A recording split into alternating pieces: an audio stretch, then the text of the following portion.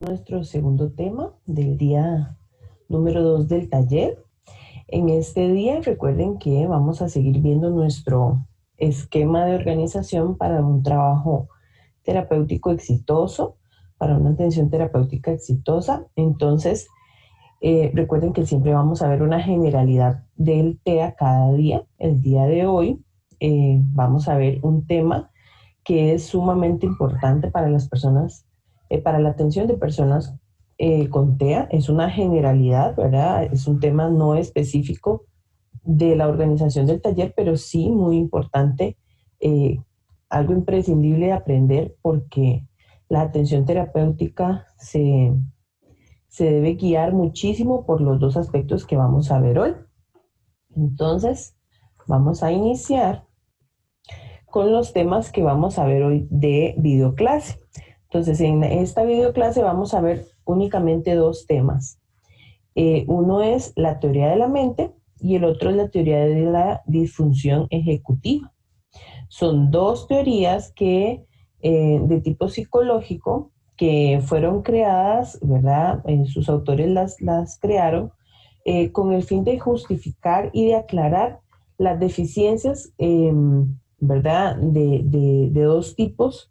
Ya vamos a explicar, ¿verdad?, en qué consiste cada una, pero las deficiencias de dos tipos, o las características más bien de dos tipos de habilidades que poseemos los seres humanos. Pero en las personas con TEA ha tomado muchísimo arraigo estas dos teorías, junto con otras teorías psicológicas. Hay muchas otras, hay aproximadamente unas 5 ahorita que son como las más fuertes o las que más se utilizan. Sin embargo, yo solo les voy a hablar de estas dos porque son dos que se utilizan muchísimo para la intervención, ¿verdad? Y principalmente para la intervención en la parte lingüística. Entonces, por esa razón les voy a hablar específicamente de estas dos. Como les digo, ellas justifican habilidades o explican habilidades que tenemos como seres humanos, pero para TEA han sido como muy utilizadas por el tipo de disfunciones o de alteraciones de habilidades que han tenido las personas con TEA o que tienen las personas con TEA en relación con estas dos teorías. Esa es la razón por la cual se utilizan muchísimo para la intervención. Bueno, primero quiero empezar con esta imagen, ¿verdad? Que tal vez les parecerá un poco extraño que hace Leonardo DiCaprio. Si las que somos un poquito más, este, eh, no decir viejitas, pero bueno, que estamos un poco más grandecitas, tal vez esta imagen sí nos trae muchos recuerdos, ¿verdad? De haber visto la película del Titanic. Entonces, para empezar a comprender esta información de las teorías, vamos a hablar inicialmente de la teoría de la mente. Cuando nosotros vemos esta imagen, ¿verdad? Las que fuimos a ver esta película de cine, con todo ese sonido, con todo, ¿verdad? La pantalla enorme y todo el asunto, ¿verdad? Que vimos esta película en el cine. Yo creo que no hubo una persona en el cine, si ustedes recordarán, no hubo una persona en el cine que no llorara en esta escena. O sea, era increíble. Todo el mundo moqueaba cuando vio esta escena en la película, porque nadie se imaginó que Leonardo DiCaprio iba a morir en esa película. Entonces, este, muy significativo, yo lo que quiero explicarles con esta imagen es algo que nosotros como seres humanos eh, generalmente desarrollamos, ¿verdad? Que es esa habilidad de teoría de la mente. Cuando nosotros lloramos, por ejemplo, por algo que vemos como una situación triste, ¿quién es la persona, por ejemplo, veámoslo de esta forma? ¿Quién es la persona que está triste en la escena? ¿Quién es la persona que está llorando en la escena? Es esta persona, ¿verdad? Es esta mujer, Rose, que está llorando porque la persona de la que está enamorada está muerta.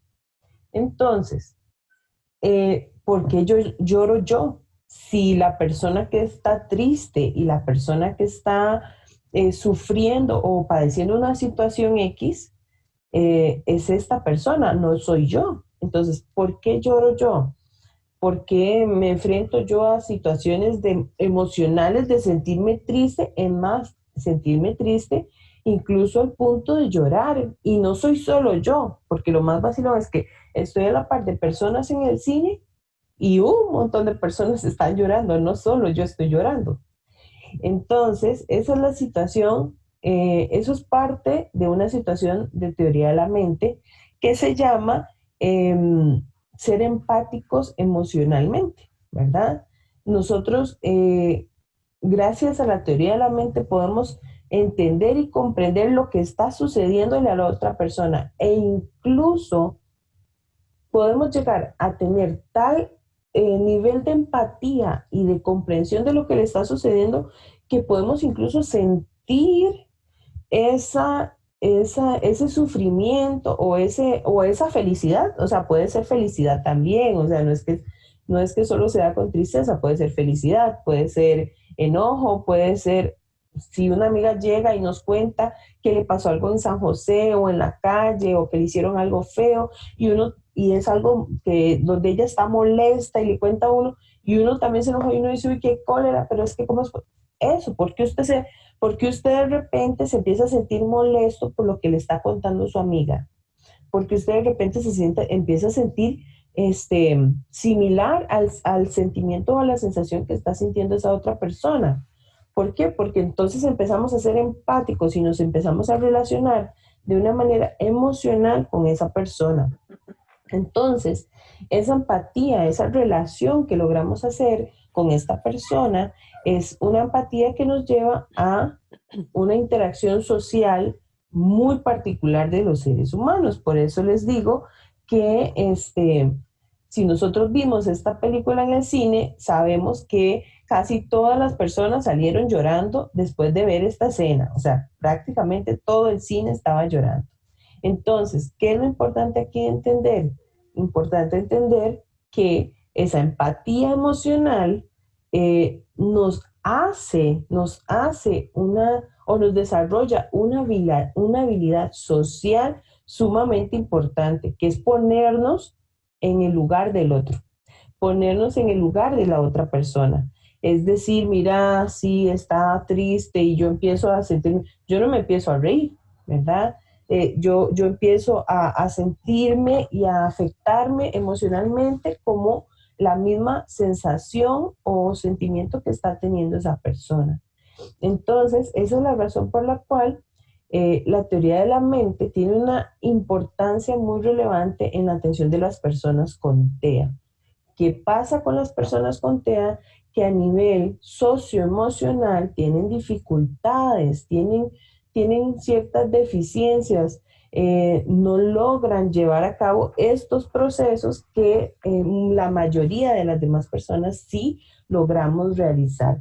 Entonces, eso es lo que ha tomado mucha fuerza, ¿verdad? Para tomar en cuenta la teoría de la mente en personas con TEA. Les pongo otro ejemplo. Vamos a ver.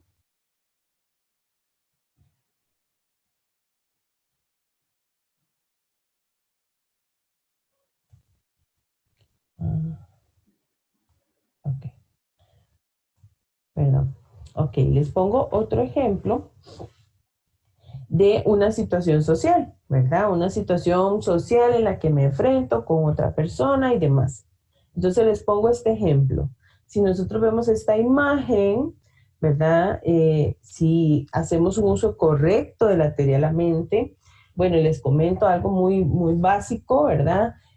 Para los hombres es un poco más, no para todos y no es una regla general, ¿verdad? Pero generalmente, ¿verdad? O muy usualmente a los hombres se les dificulta un poco más que a las mujeres llevar a cabo eventos de teoría de la mente, ¿verdad? Ustedes ven que los hombres tal vez no es que no se vayan a sentir empáticos emocionalmente, pero sus emociones tal vez son un poco más controladas. Por ejemplo, a los hombres les cuesta más visualizar eventos o situaciones sociales en las que deben de actuar de una forma o de otra dependiendo de lo que está sucediendo, qué es lo que vamos a ver en esta imagen, ¿verdad? Si nosotros nos damos cuenta, bueno, esta persona y esta persona son pareja y esta persona, y no sé si esta persona también lo serán, serán pareja ellos dos o ella está sola. Eso no importa, pero tenemos que entender que la relación entre estos dos es una relación de pareja. Entonces, ¿qué pasa, por ejemplo, en esta situación social? O sea, yo sé que sus cabezas ya deben estar diciendo, claro, él está hablando con ella, está muy bonita, y solo veamos la cara que tiene esta persona. O sea, solo veamos la cara que tiene esta persona. Ya solo con el hecho de ver esa cara, ¿verdad? Que por algo le tomaron una fotografía, porque claramente es una persona famosa, y le tomaron esta fotografía porque era evidente, o sea, no era evidente, era evidente para la persona que tomó la fotografía que ahí había una situación eh, no de agrado, no de felicidad, y no era una situación donde se sintiera a gusto o bien o estuviera agradable. Entonces, ¿qué hizo esa persona? Hizo esa captura de esta imagen, y a mí me encantó porque yo dije, claro, por supuesto, porque si yo tengo una buena identificación de teoría de la mente, ¿verdad? Siendo su esposo o su pareja, pues donde empieza a ver que está hablando con ella, pero yo también empiezo a ver esta parte de aquí y empiezo a hacer una especie como de análisis de que esta cara no representa felicidad, aunque la mujer se ve con una sonrisa, tiene una media sonrisa, no, ni siquiera está haciendo contacto visual con esta persona, pero esa información no verbal, esa información de gestos, esa información es lo que está diciendo que esta persona no está feliz. Lo que está es molesta, lo que está es incómoda de que esta situación se esté dando, de que esta conversación entre esta persona y esta persona se esté dando. Entonces, puede hacer que yo a nivel de teoría de la mente sea empática con esta persona, y entonces yo logre visualizar que está molesta, visualizar que hay algo que no está bien, y entonces yo digo, bueno, mejor, muy bien, muy lindo toda la conversación, pero me detengo porque tal vez puedo predecir que si continúo, cosa que por eso les digo, se le dificulta un poco a los hombres, si continúo en esta situación, ¿verdad? En esta situación, puede hacer que yo puedo predecir que si continúo, esta persona cada vez se va a poner más molesta, no más feliz. Entonces, lo que nosotros hacemos con la teoría de la mente es decir, bueno, ok, estoy hablando, bueno, no le pareció, no gustó esa acción, pero está bien, voy a finalizar la conversación, voy a centrarme en lo otro que estoy haciendo, y que esta persona se dé cuenta que ya todo pasó. ¿Por qué? Porque puedo predecir, si sigo, se molesta. Pero ¿qué pasó? Bueno, no les puse las imágenes siguientes, pero ¿qué pasó en esta situación? La persona siguió molesta. ¿Por qué? Porque la conversación siguió. Entonces, llegó el punto hasta en que esta persona se colocó como de esta forma para obstaculizar que la otra persona pudiera hablar con su pareja. Entonces, y no me puedo ni imaginar lo que pudo haber sucedido detrás de la puerta de su casa ya cuando estaban solos. Posiblemente la molestia, el enojo o el reclamo de la situación que se dio. Entonces, eso es teoría de la mente, es prever, es anticipar, es ver qué pueda estar sintiendo o qué pueda suceder con las emociones del otro, e incluso anticiparme a esas situaciones emocionales o a esas situaciones de tipo social. Entonces, eso básicamente con estos ejemplos es lo que les quiero explicar que es teoría de la mente. De forma teórica, ¿verdad? De forma ya conceptual, bueno, la teoría de la mente es una habilidad que tenemos los seres humanos de atribuir estados mentales a las otras personas, así como a mí mismo, ¿verdad? Para comprender, para predecir y para explicar el comportamiento tanto propio como ajeno. fue generalmente instaurada por estos autores en 1978, Premark y Woodruff. Pero la teoría de la mente fue muy difundida y muy desarrollada por Baron Cohen y otros autores en 1985. ¿Verdad? Incluso muchas de las referencias de teoría de la mente están dadas gracias a Baron Cohen, más relacionadas a TEA, ¿verdad? En 1985, más relacionadas a TEA, se dan mucho de estas teorías de la mente, bueno, de esta teoría de la mente, pero con explicaciones más relacionadas a el trastorno del espectro autista. Entonces, bueno, la teoría de la mente, ¿verdad? Está estrechamente relacionada con el lenguaje, muchísimo. O sea, la teoría de la mente es un elemento que debemos de manejar para trabajar el desarrollo del lenguaje.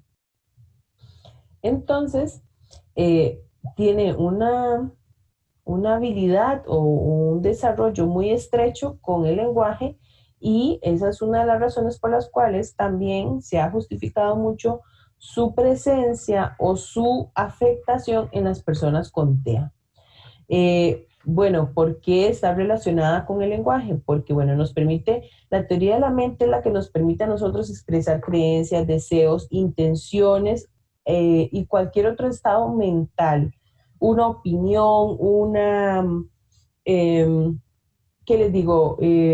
Una molestia, algo que quiera decir, una aclaración, una manifestación en una situación social, o sea, incluso hasta no querer decir algo por alguna situación, ¿verdad? O porque me siento molesto o enojado, o porque no quiero expresar algo porque no quiero que otras personas se molesten. Eso es parte de la teoría de la mente, aún incluso no utilizando lenguaje verbal. También nos permite expresar, por ejemplo, nuestro punto de vista de la realidad, pero muy importante, que es una base fundamental de las deficiencias de la teoría de la mente en personas con TEA, es que nos permite manifestar nuestro punto de vista, pero también comprender el de los demás. Y de aquí viene como esa típica frase, lo comprendo, pero no lo comparto, ¿verdad? No quiere decir que yo esté comprendiendo lo que estás diciendo, que yo esté comprendiendo lo que estás hablando, no quiere decir que yo comparta o asuma esas ideas como mías o como parte mía también.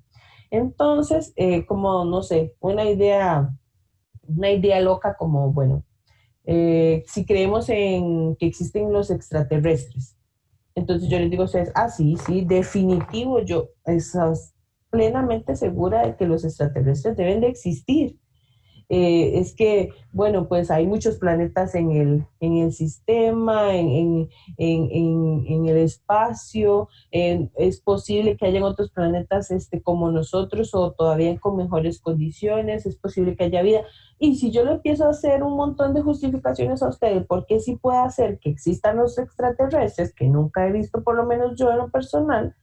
Pero yo le empiezo a hacer una serie de justificaciones a usted puede decir, bueno, sí, pues está bien que usted crea que existen los extraterrestres, su punto de vista, pues está bien, pero no quiere decir que yo crea en los extraterrestres también.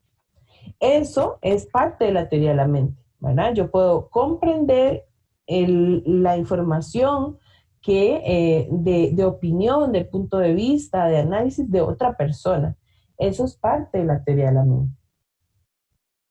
Muy bien. Dentro de la teoría de la mente se dan habilidades metarepresentacionales. Estas habilidades son importantes dentro del desarrollo socioemocional de las personas. Son tres principales conceptos que les coloqué aquí sobre las metarepresentaciones.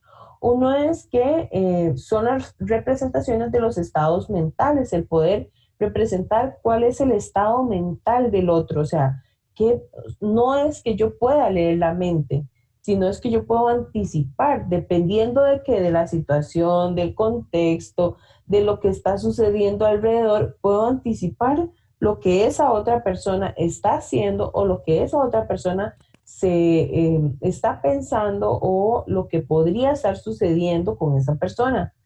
Entonces, es esa representación de los estados mentales.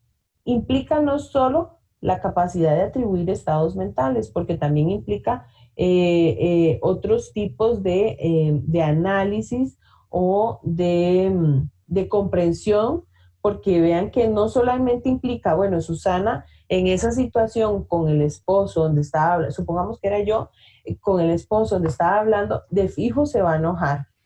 Entonces, yo estoy atribuyendo, digamos, una comprensión a esa situación social. Sin embargo, ¿verdad?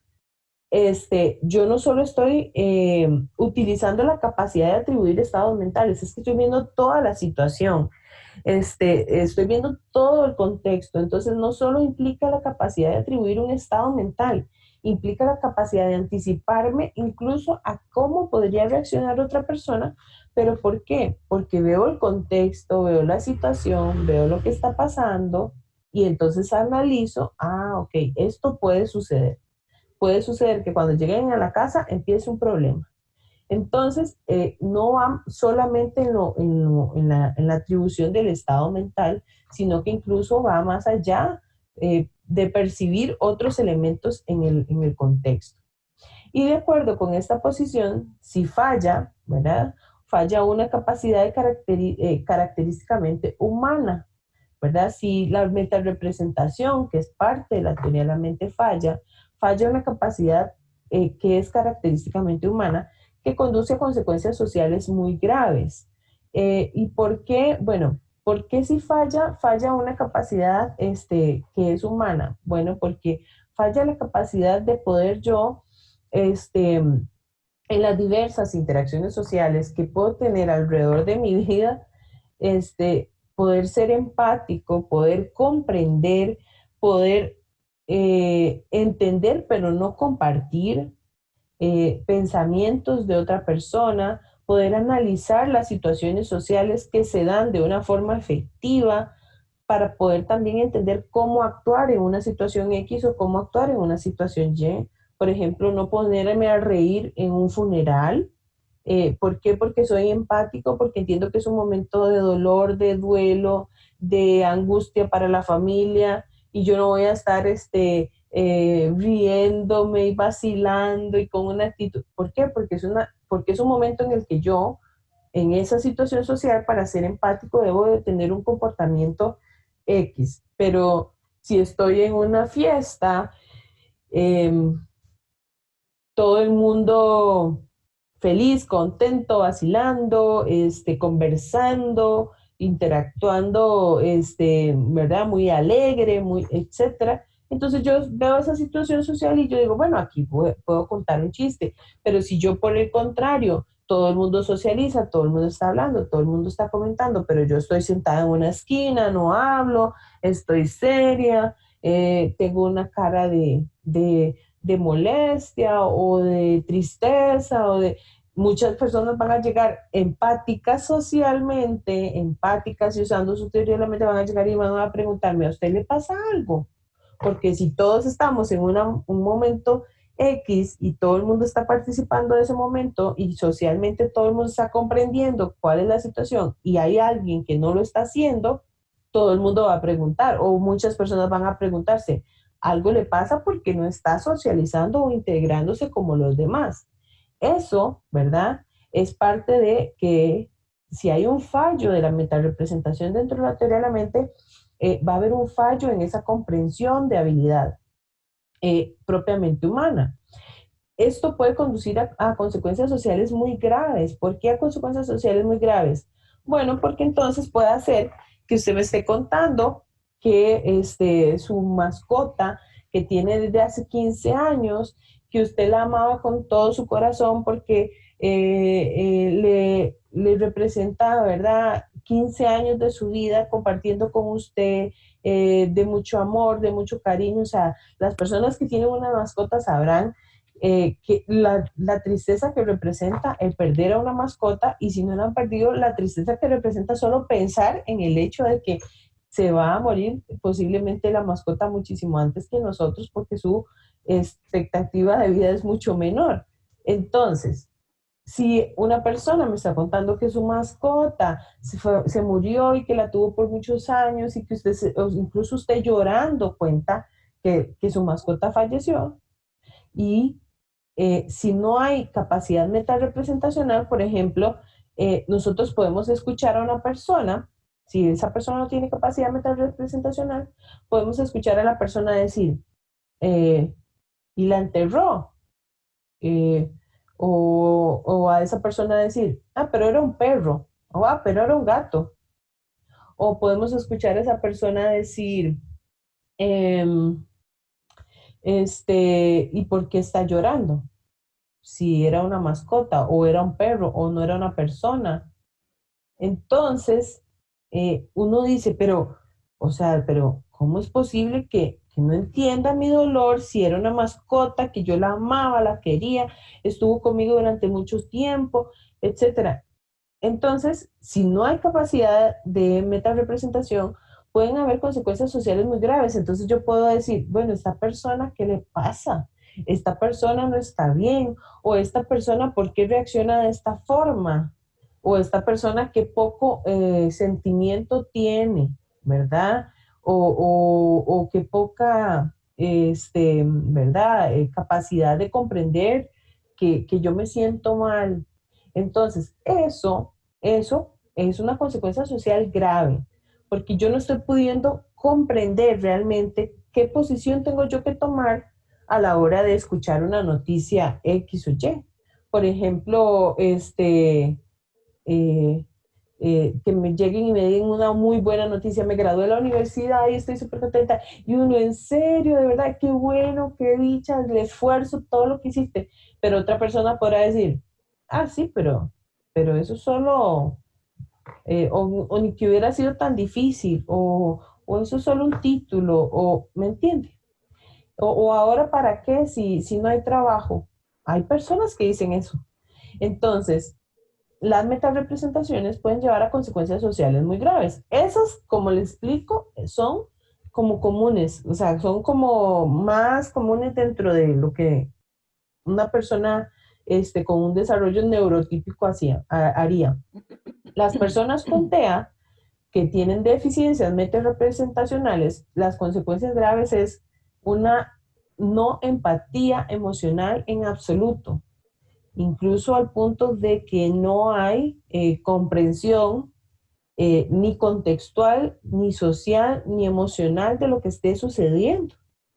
Y incluso ni siquiera tener una respuesta como no empática como las que les acabo de decir, pero incluso no tener una respuesta de ningún tipo, o sea, ni empática ni de ningún tipo, ninguna reacción socioemocional hacia la otra persona. Entonces vamos a entender que la teoría, ¿verdad?, de la mente va a tener módulos funcionales. Baron Cohen creó módulos funcionales. ¿Qué son estos módulos funcionales? ¿Qué son esos módulos funcionales? Les indico.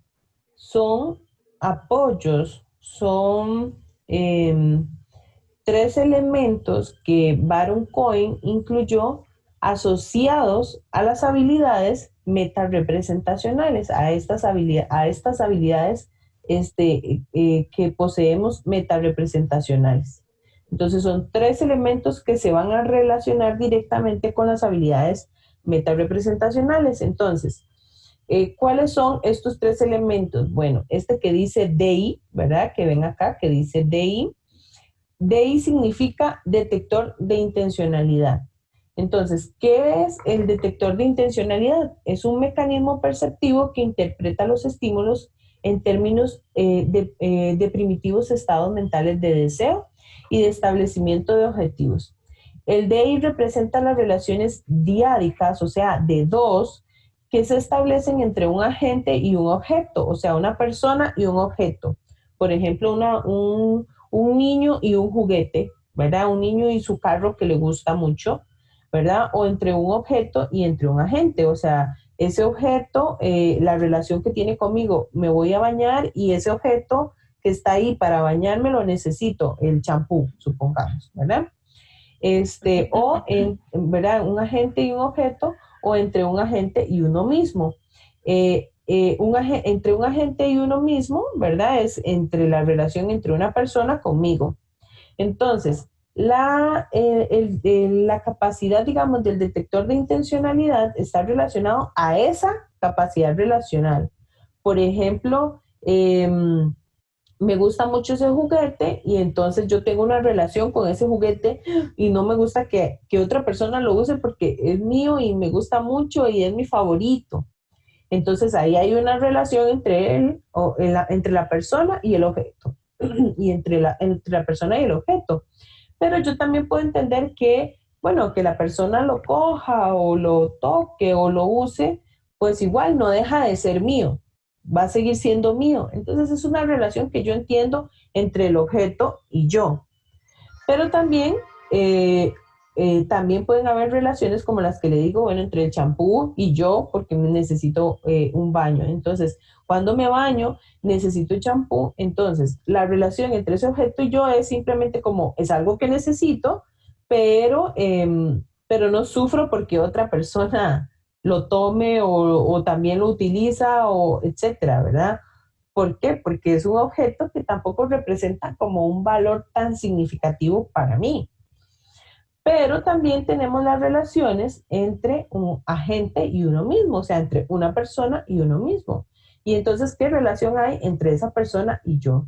Y entonces ahí es donde yo doy el detector de intencionalidad, ¿verdad? Esa capacidad de interpretar, bueno, cuánta emoción, cuánta información, cuánto interacción, cuánto relación hay entre ese objeto y yo o entre esa persona y yo. Eso es el detector de intencionalidad.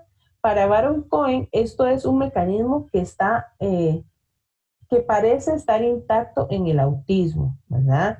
Pero sin embargo, las relaciones agente conmigo mismo no se ven tan funcionales en las personas con TEA, ¿verdad? O no se ven como tan claras en la persona con TEA, porque también se generan ciertos eh, o mecanismos de apego o mecanismos de desinhibición, o sea que no me interesa tanto esta persona, a pesar de que es un familiar súper cercano como mi mamá.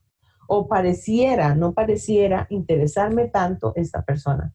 Tal vez sí me interesa significativamente interno, pero no externo, o sea, no se representa a nivel externo.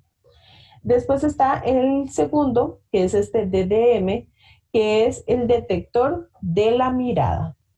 El detector de la mirada es el mecanismo que trabaja a través de la visión y que tiene tres funciones primordiales. Una es detectar la presencia de ojos o estímulos similares a los ojos. Otra es darse cuenta de si los ojos se dirigen hacia mí o no están dirigiéndose hacia mí. Y la otra es inferir la dirección de la mirada desde la propia mirada. Entonces, ¿qué es importantísimo en estos tres elementos? Bueno, la interacción a través de contacto visual, ¿verdad? Es una explicación que se da a través de esta teoría de la mente. Entender que, ven como dice ahí, detectar la presencia de ojos o estímulos similares a ojos, o sea, alguien está viendo, alguien está viéndome, alguien está viendo lo que estoy haciendo, ¿verdad? Darse cuenta si esos ojos están dirigiéndose a mí o no están dirigiéndose hacia mí. Ah, alguien me está viendo, ajá, si yo veo que hay personas y esas personas me están viendo, o qué raro, esas personas están viendo a otro lado, ¿a qué estarán viendo? E inmediatamente inferir la dirección de la mirada, ¿por qué? Qué raro, todo el mundo está viendo para allá. Es como cuando nosotros vemos a alguien parado en media calle viendo para arriba, y todo el mundo entonces que pasa a la par de esa persona, ¿qué hace?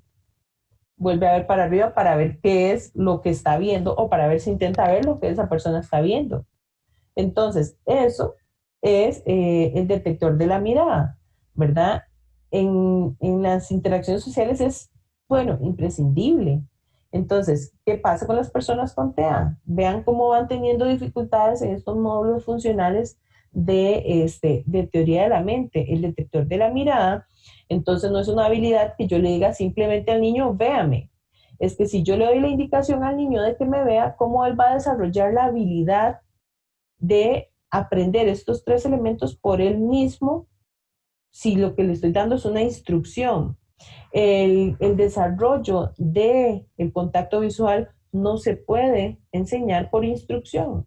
¿Por qué? Porque entonces la persona no va a desarrollar la habilidad de teoría de la mente, de detección de la mirada. Por esa razón es que les decía, estas dos teorías son sumamente significativas para utilizar en personas con TEA al momento de la intervención. Por último, está el MAC, que es el mecanismo de atención compartida.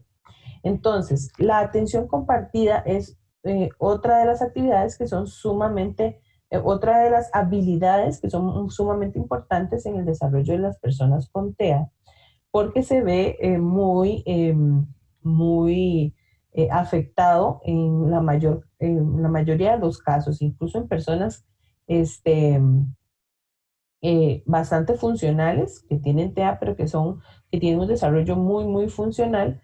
Incluso en ellas se ve mucho déficit en el mecanismo de atención compartida.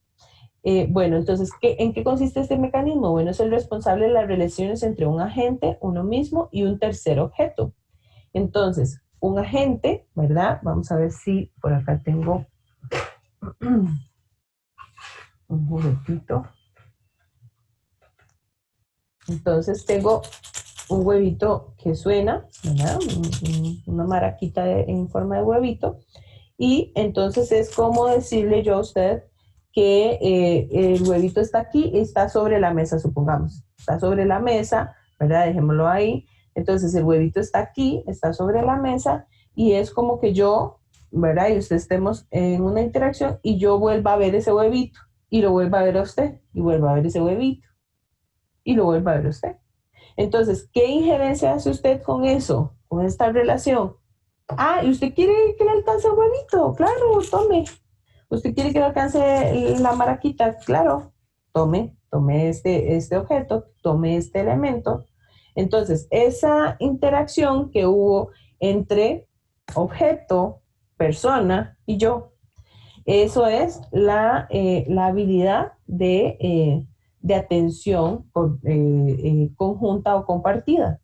En las personas con TEA se ve muy afectado la atención conjunta, que es esa relación entre yo quiero eso, lo veo, se lo pido, lo veo, se lo pido, aunque no lo pueda verbalizar. Muchas veces la persona con TEA sustituye esta habilidad por la instrumentalización con personas, que es agarrar a la persona, llevarla a lo que quiero, pararme enfrente, pero no hacer esta relación, ¿verdad? Entre los tres elementos. Esto es lo que quiero, lo veo a usted y estamos interactuando los tres, alcáncemelo.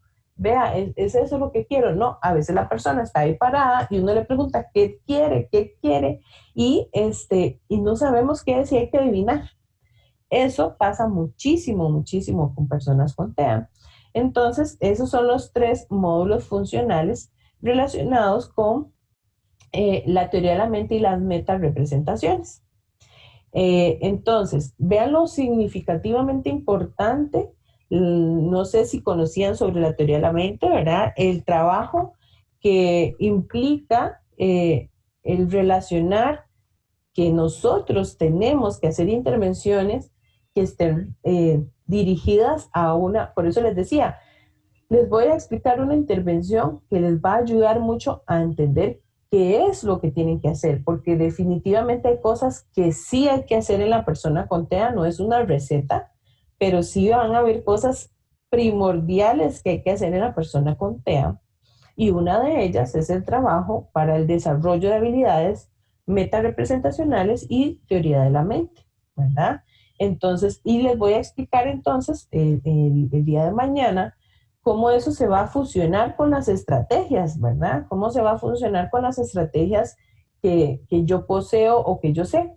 Porque muchas veces es ahí donde nos damos cuenta de que aunque estamos haciendo estímulos para hacer contacto visual y estímulos para que la persona aprenda a hacer contacto visual, pues sí está desarrollando tal vez la habilidad, pero no la está desarrollando como quisiéramos, o no la está desarrollando de una forma natural, o no está obteniendo el contacto visual realmente como debería en un desarrollo óptimo de teoría de la mente, que es el que les acabo de explicar, sino que hace contacto visual porque yo le digo, mírame, ¿qué es lo que quieres? Pero mírame.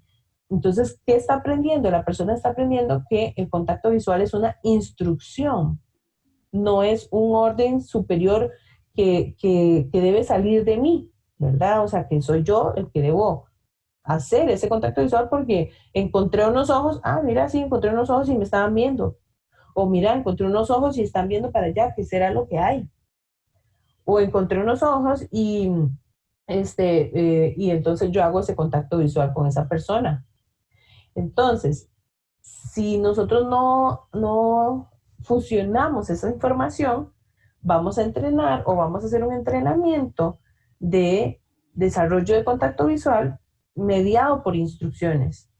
Mírame a la cara, o mediado por estímulos que no son comunes o reales. Por ejemplo, ponerse un antifaz o ponerse algo que llame la atención, pero las demás personas no andan eso. Entonces, no es un apoyo que nos vaya a servir porque funcionalmente no es algo óptimo, no es algo natural. El que yo me guíe por algo que está en su cara para verlo a los ojos, no está haciendo que yo la vea a los ojos, ¿verdad? Pero sí se usan algunas estrategias de este tipo, pero no son la estrategia primordial, ¿de acuerdo? No es que estén del todo mal, pero no son la estrategia primordial, porque lo que yo quiero es que esta persona funcione de una forma eficiente y natural, ¿verdad? Que desarrolle las habilidades, pero de una forma natural. Entonces, quiero que entiendan eso de la teoría de la mente y la importancia en la que radica el comprender la teoría de la mente, ¿verdad? La teoría de la mente también va a contener estos elementos que son muy importantes, las metarepresentaciones y demás, pero también entender, ¿verdad?, la importancia que radica entre la atención conjunta que se desarrolla en los seres humanos, ¿verdad? Lo que les decía, agente, objeto, persona, y la empatía cognitiva emocional. ¿Por qué lloramos cuando vimos esa película? ¿O por qué nos sentimos mal cuando alguien nos dijo eso? ¿O por qué nos sentimos enojados cuando alguien nos dijo algo que le estaba molestando? ¿Verdad? Esa empatía cognitivo emocional.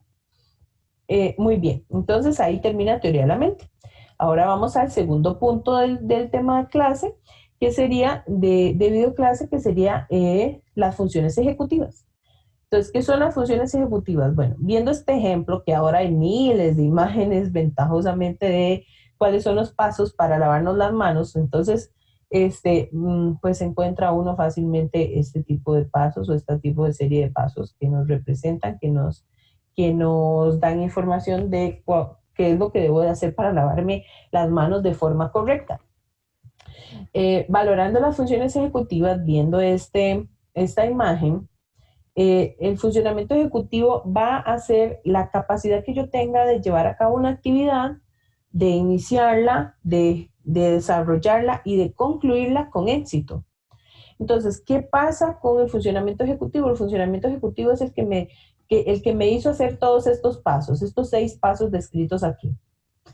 Pero las personas que tienen alteraciones del funcionamiento ejecutivo las llevan a no poder realizar estos 6 pasos y tal vez, por ejemplo, no poder empezar de forma independiente con el paso número 1 hasta que alguien no me ayude, hasta que alguien no me diga, agarre el jabón o échese el jabón en la mano. O sea, hasta que alguien no me dé la instrucción, yo no puedo llevar a cabo esa acción. Entonces, el funcionamiento ejecutivo, como les digo, es esa habilidad de poder iniciar, desarrollar, mantener y finalizar una actividad con éxito, pero de forma independiente.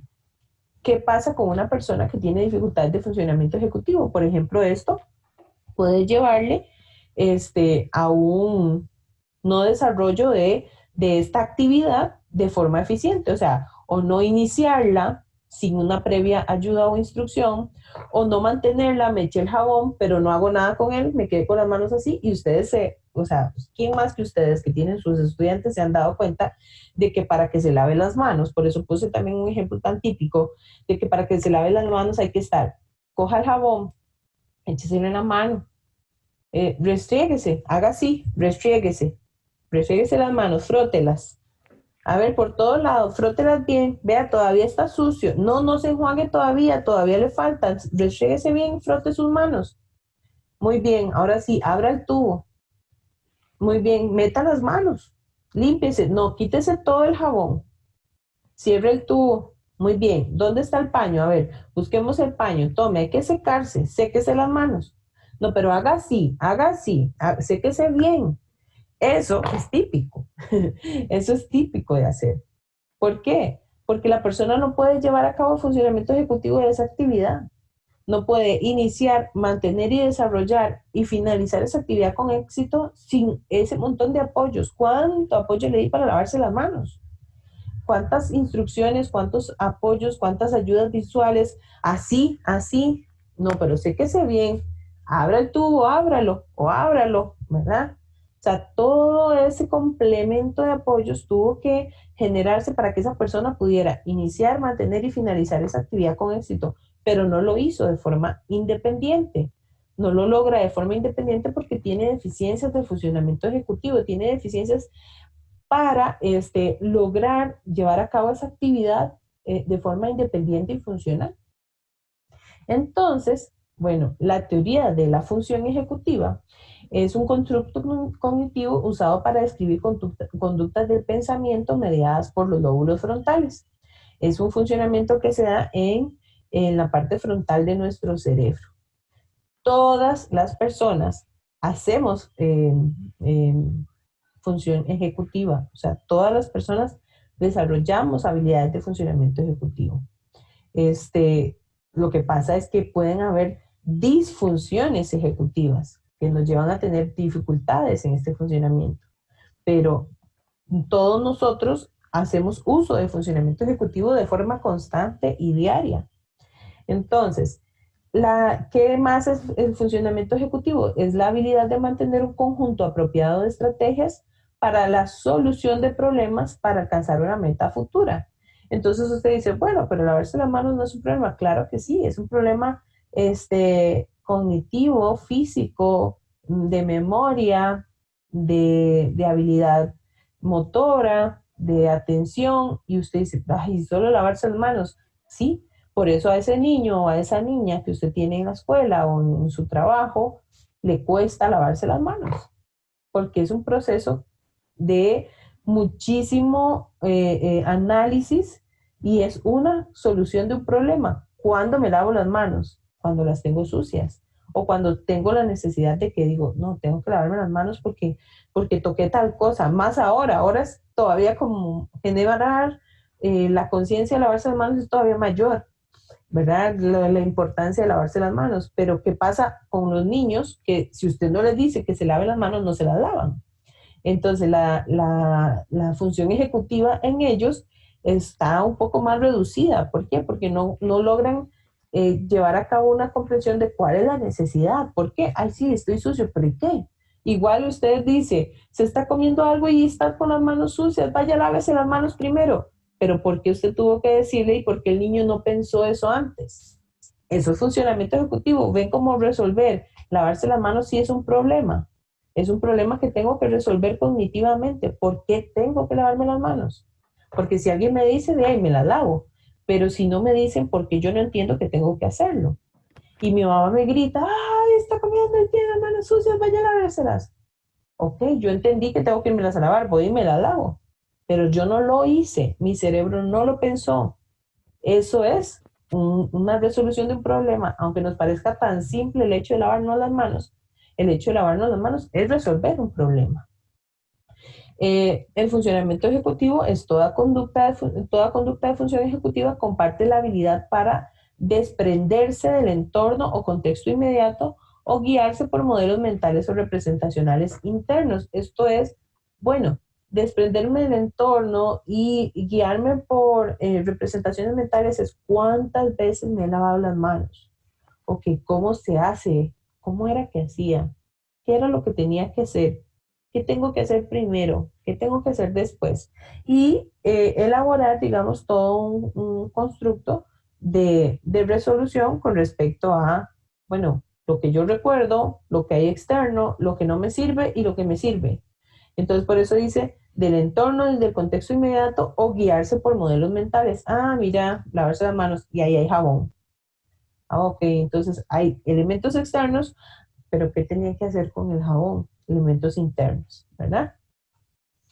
Las conductas de función ejecutiva incluyen, ¿verdad?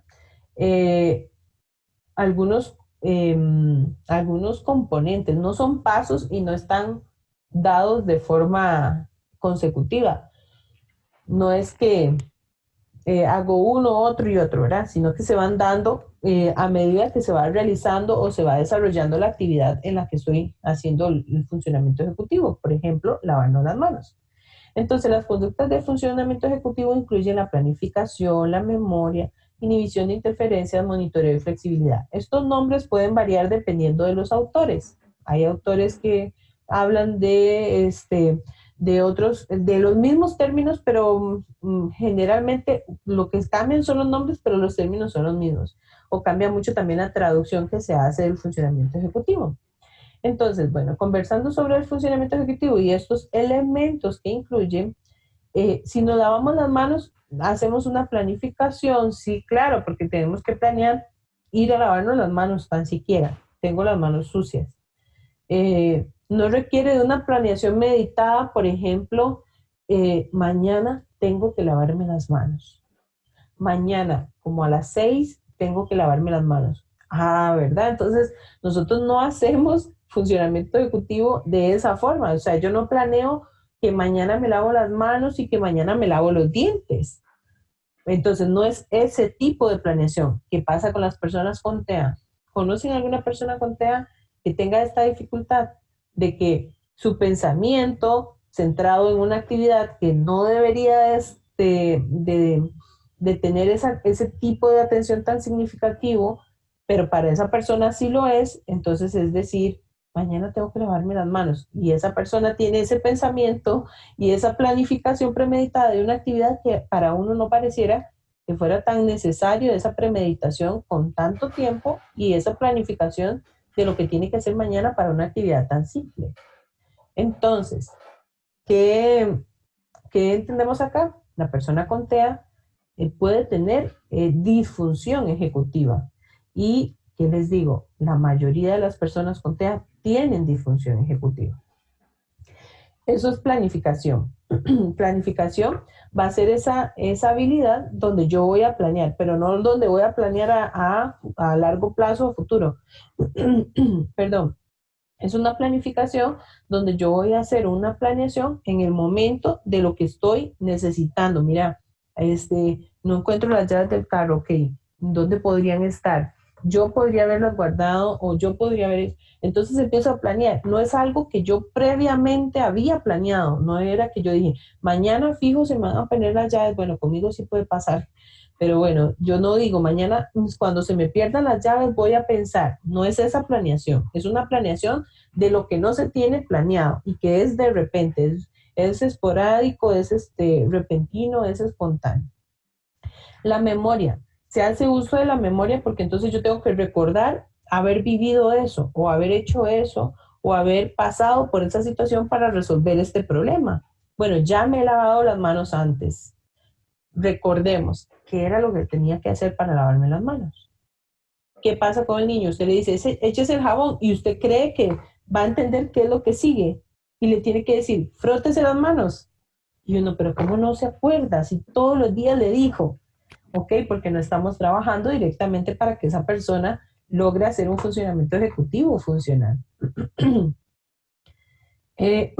Perdón. Inhibición de interferencias. La inhibición de interferencias es una capacidad de tener respuestas tanto emocionales como motrices, ¿verdad? de forma inmediata a la situación. Por ejemplo, la inhibición de interferencias nos va a ayudar en resistir a no distraerme, ¿verdad?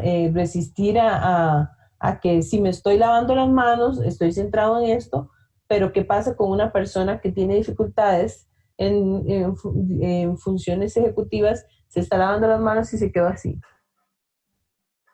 porque está viendo la cortina del baño. O se está lavando las manos, pero se quedó así viendo el espejo que hay en el baño. O se está lavando las manos y se quedó ido viendo el agua. Entonces, es una incapacidad de inhibir interferencias. La persona no está pudiendo controlar que hay estímulos externos, pero que la atención mía tiene que centrarse en esta actividad. Entonces, no logra hacer esa inhibición de interferencias. La otra es el monitoreo. El monitoreo es cuando yo voy, como su palabra lo dice, monitoreando, regulando, probando si ya todo está bien o si tengo que hacer algún cambio. Por ejemplo, en lavarme las manos. Si hago monitoreo cuando me lavo las manos es cuando yo digo, no, pero todavía las tengo sucias. Y sigo lavándome las manos y me vuelvo a echar otro poquito de jabón y vuelvo a frotarme las manos y continúo porque sé que no estoy todavía del todo concluyendo mi actividad de lavarme las manos. Eso es el monitoreo, hacer como un análisis de cómo van los pasos. ¿Lo estoy haciendo bien? ¿Me hace falta? No, cuando me lavo los dientes, ¿ya los tengo limpios? No, me hace falta un poquito. ¿Sigo restregándome los dientes? No, pero todavía escupo la pasta y no, todavía me hace falta y sigo restregándome los dientes y sigo frotándome los dientes para cepillármelos bien. Eso es monitoreo. Voy regulando. Sigo, hago un poquito más de esto, hago un poquito menos, ya no es necesario hacer esto. O sea, eso es el monitoreo. Ir haciendo como esa variación dentro de la misma actividad para poder, ¿qué? Finalizar con éxito. La flexibilidad es la capacidad de poder tolerar cambios o de incluso realizar cambios que sean necesarios para que la actividad concluya con eficiencia. Por ejemplo, me voy a lavar los dientes y no, continuemos con lavarnos las manos, me voy a lavar las manos y no tengo paño para secármelas. Entonces, muchos chicos, si usted no les dio una servilleta, un paño, o les dijo, séquese las manos con el paño, no, el niño no capta que también eso es parte de los pasos. Y se puede ir con las manos mojadas y caminar y llevarse todas las gotitas cayendo por el suelo, pero sigue caminando sin importar, o que pareciera sin importarle que va goteando agua porque no se secó las manos. Entonces, la flexibilidad es decir, bueno, no hay toallas de papel, no hay paño. Ay, ¿qué hago? ¿Qué hacen ustedes? ¿Qué hacen ustedes para decir, uy, en este baño no hay paño y no hay toallas de papel? ¿Con qué me seco las manos después de lavármelas? O simplemente salgo con las manos mojadas y volteando por todo lado. Entonces, ustedes resuelvan eso en sus cabezas. ¿Qué van a hacer? Uy, pero en mi casa siempre hay paños. Sí, pero aquí no hay. En mi casa siempre hay toallitas. Sí, pero aquí no hay. Eso es flexibilidad. O sea, ver la situación, ver las variables, ver qué va a cambiar o qué podría cambiar porque es necesario que cambie. Entonces, ¿qué puedo hacer yo? Me escurro un poco las manos, las sacudo y hago así como para que se me seque un poco con el aire, o me la seco en la ropa, o me espero un poquitico a que se me escurran, o salgo indiferentemente goteando porque no había paño. Bueno, entonces eso es flexibilidad, o sea, ser flexibles es el poder tolerar cualquier cambio que yo pueda hacer en esa actividad. ¿Qué pasa con algunas personas que no pueden tolerar hacer algo de una forma diferente de cómo lo estaban haciendo o de cómo lo han estado haciendo por cierto tiempo? Entonces, yo para vestirme primero me tengo que poner las medias, pero ese día mi mamá me dice que no me ponga medias porque quiere que ande en chancletas porque está haciendo mucho calor, y yo me molesto, me frustro, grito, lloro y hago una crisis porque yo necesito, para vestirme, necesito primero ponerme las medias. Bueno, pero no importa, hoy no se pongan las medias, está haciendo mucho calor, vamos afuera al patio en chancletas. No, chancletas, sandalias, ¿verdad? Pero la persona no lo logra, no logra integrar que eso es algo que tiene que hacer, que podría hacerlo, o sea, que eso es algo que podría hacer hoy. No es que tiene que hacerlo todos los días, pero podría hacerlo hoy. Entonces, ¿qué pasa con esa persona? ¿Por qué no tolera el poder hacer ese cambio tan simple de que hoy no se ponga las medias para vestirse? Que se empiece por la ropa interior porque no se va a poner medias y la persona no lo logra, ¿verdad? Eso es fallas en la flexibilidad, fallas en tolerar un cambio. Este no es mi cepillo de dientes, sí, pero es que el suyo ya se dañó, ya cumplió su vida útil y entonces tuvimos que comprar otro. No, es que este no es del mismo color. Sí, pero no importa, es un cepillo de dientes. No, es que este no tiene el mismo tamaño, pero es un cepillo de dientes y va a servir para exactamente lo mismo. No, porque este no es mi cepillo de dientes, no se parece a mi cepillo de dientes. Bueno, pero cuántos cepillos de dientes han tenido ustedes en su vida? ¿Y cuántas de ustedes han sentido frustración por dejar su cepillo de dientes? Entonces, esa relación a objeto-acción se vuelve una relación extraña o una comprensión de esa relación un poco extraña para nosotros y por eso no entendemos muchas veces por qué la persona con TEA está molesta porque cambiamos un cepillo de dientes. Pero es que la fuerza que tiene ese objeto sobre esa persona es algo que nosotros no estamos entendiendo. Para esa persona, ese objeto sí representa un valor o una dependencia muchísimo mayor de lo que para nosotros está representando. Entonces, el funcionamiento ejecutivo me permite a través de estos pasos, vean que no se van a hacer de forma secuencial porque puede ser que yo haga monitoreo, necesito memorizar durante todo el proceso, necesito inhibir interferencias durante todo el proceso y si me enfrento a una situación de flexibilidad, pues la hago. Entonces no es que, ¿verdad? No es que todo se va a ir dando uno a uno a uno, ¿verdad? Pero que tenemos que sí entender que el funcionamiento ejecutivo me va a permitir iniciar, mantener un desarrollo de la actividad y finalizarla con éxito, cualquiera que sea. Vestirme, comer, bañarme, hacer una tarea, una actividad en la casa, eh, comportarme en un lugar en específico, de una forma en específico, o sea, cuánto uso de funcionamiento ejecutivo hacemos todo el día, constantemente, todos los días, ¿verdad? Entonces, ya para finalizar, ¿cómo se puede ver afectado el funcionamiento ejecutivo? Bueno, se puede ver afectado de tres formas. El síndrome disejecutivo, ¿verdad? Lo que nos va a afectar son problemas para hacer la planificación, ¿verdad? O porque nos va a afectar en tener rigidez en las actividades, la tengo que hacer así y de esta forma. Eso es un parte de los síndromes disejecutivos. El síndrome orbitofrontal, que nos va a llevar a tener dificultades en las alteraciones emocionales, ¿verdad?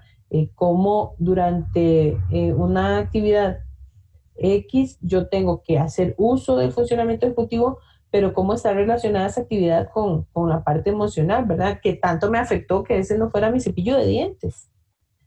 Ah, pero a mí no me afecta porque es un cepillo de dientes y sé que su vida útil no va a superar, no sé, 3 meses como máximo, pero no voy a tener mi cepillo de dientes por un año y entonces no me voy a pegar a él significativamente o no tengo una relación tan estrecha porque es algo que uso solo para cuando me lavo los dientes. Entonces, si tengo que deshacerme de él, pues listo. Emocionalmente no representa una necesidad tan significativa. Y por último, la flexibilidad cognitiva. La flexibilidad cognitiva, ¿verdad? Nos va a permitir lo que sería la relación entre el funcionamiento ejecutivo y la teoría de la mente, que va a ser la capacidad de ser flexibles en que si yo no, por ejemplo, no comparto sus ideas, igual las tolero, soy flexible en que usted me está diciendo que quiere ver esa película y aunque yo no quiera verla, pues bueno, no importa, pues voy a ser flexible. Entonces, la flexibilidad cognitiva es donde se unen el funcionamiento ejecutivo y la teoría de la mente, ¿verdad? Espero las personas que tal vez no conocían o desconocían un poco sobre estas dos teorías que son sumamente importantes de manejar para poder hacer una intervención correcta. Espero que esta videoclase les ayude, ¿verdad? Este era un tema de generalidad, como les dije. Y para la actividad práctica vamos a ver el tema ya del taller el día de hoy, eh, que, que, que les he mencionado, digamos, del tema de los 3 días para organizar nuestra atención terapéutica exitosa. Entonces, espero que este tema, que para mí es una cosa hermosísima, fascinante, y desde que lo empecé a comprender, pues empecé a entender muchas cosas de cómo tenía que cambiar mi terapia y por qué tenía que cambiar mi terapia. Porque no podía hacer actividades para tener contacto visual, porque no eran lo que yo necesitaba hacer. La persona no necesitaba simplemente que yo le dijera, véame, véame, véame para pedirme, no, necesitaba entender por qué esa persona tenía que entender o tiene que entender por qué tiene que ver, este, por qué tiene que hacer ese contacto visual. Entonces, espero que esta explicación, aunque sé que son temas que son un poquito más, el contenido de ellas es un poquito más complejo y es un poquito más, ¿verdad?, de análisis y pues hay que releer muchísimo. En la bibliografía que les voy a aportar les voy a dejar algunos documentos relacionados a las teorías psicológicas que explican las deficiencias individuales del TEA. Espero que pasen un excelente día. Hoy es el Día del Terapeuta del Lenguaje, así que feliz día a todas, colegas. Las felicito por su labor, por su empeño, por su dedicación y su deseo de que sus usuarios mejoren, ¿verdad? Entonces, es una labor que por mucho nuestro desempeño profesional ayuda a muchísimas personas. En la medida de lo posible tenemos que hacer cambios muy significativos, aprender cada día y aprender que cada persona es diferente y que esas diferencias definitivamente nos van a llevar a tener un reto muchísimo mayor que muchas otras profesiones. Porque nosotros para atender a una persona tenemos que tener un montón de conocimientos y un montón de mecanismos y estrategias para poder atender a esa persona. Y pero si tengo no que atender a una y tengo que atender a un montón, entonces tengo que tener muchísimas herramientas, muchísimos conceptos, muchísimos contenidos en mi cabeza para poder diferenciar qué es lo que tengo que utilizar en cada persona. Entonces esta es una profesión eh, pues que merece muchísimo valor, que tenemos que difundirla, que tenemos que todavía socialmente dejar claro cuáles son nuestros verdaderos roles dentro de la función como terapeutas del lenguaje. No somos los que sacamos la R o que aprendemos o que enseñamos a aprender a hablar solamente, ¿verdad? No digo que no lo hagamos, pero no es lo único para lo que estamos hechas en esta profesión y tenemos que difundirla, pero también tenemos que difundirla con mucho conocimiento y con la demostración de nuestro trabajo y de que nuestro trabajo está bien hecho. Porque definitivamente una difusión de información se da porque mi trabajo esté bien y que las personas se den cuenta de que eso es un terapeuta de lenguaje. Mira, eso que hace es del terapeuta de lenguaje. En las diferentes áreas, en la deglución, en el habla, en el lenguaje, en la comunicación. Entonces, es de suma importancia comprender, ¿verdad? El que nuestra profesión nos lleve a reflexionar, ojalá este día, en que sí, es muy bonito decirle a la gente que soy terapeuta, pero también es muy importante explicar y difundir el valor que tiene la función de un terapeuta de lenguaje, pero también demostrar ese valor, porque si no lo demuestro, pues este, Si yo soy de las personas en que solo demuestra que sí, solamente lo que hago es un trabajo de sacar la R, que aunque es un trabajo laborioso, pues entonces la sociedad va a entender que eso es mi trabajo.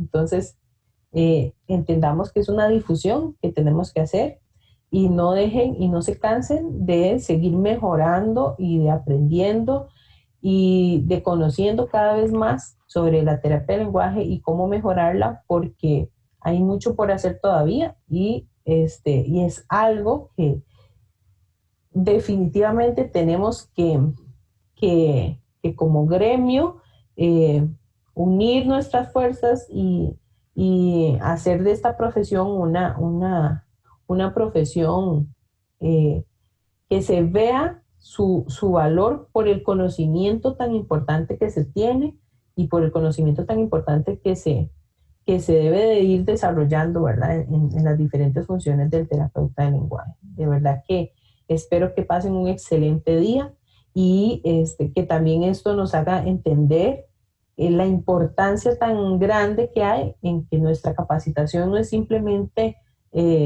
llevar a cabo cursos, sino ir más allá de que si algo que aprendí en un curso, cómo va a fusionarse realmente dentro de una terapia o dentro de la atención en los diferentes usuarios, ¿verdad? Entonces, espero que de verdad pasen un excelente día. Las felicito por el deseo de seguir aprendiendo y nos veremos en la tardecita y en la noche. Bueno, para concluir entonces, importante también recordarles lo de el tema del día, ¿verdad? Recuerden que el tema del día, este tema de esta videoclase número 2 está relacionado con la lectura, entonces para que también tomen en cuenta que la lectura y la videoclase están relacionadas. Y el tema del día a las 5 de la tarde en la actividad práctica, recuérdenlo, ¿verdad?